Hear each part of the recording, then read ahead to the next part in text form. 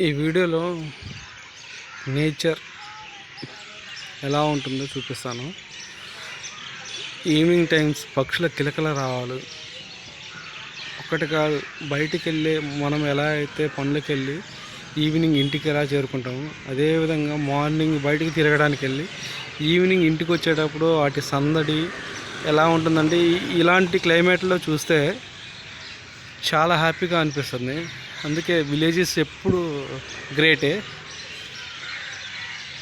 Evening టైమ్స్లో పక్షులు ఒక వేవ్గా వెళ్తూ ఉంటాయి.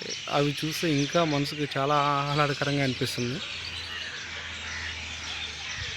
చుట్టూ ఎటు చూసినా చెట్లు. విలేజెస్లో ఉండే ప్రతి వారు ఎక్కువ కాలం జీవించడానికి గల కారణం ఏంటంటే ఆక్సిజన్. ఈ ఆక్సిజన్ ఎంత ప్యూర్గా ఉంటుందంటే విలేజెస్లో అంత బాగుంటుంది. చూడొచ్చు, ఈవినింగ్ వెళ్ళేటివి గూడ్లకి వెళ్తూ ఉన్నాయి.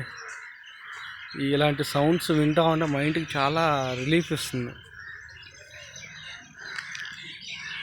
నా కెమెరా సరిగా లేదు, మీకు నేను సరిగా చూపించలేకపోతున్నా. బట్ ఏంటంటే ఇక్కడ ఉండే ఈ సౌండ్స్ మీరు వింటే మీరు వినొచ్చు, క్లారిటీగా ఉంటుంది.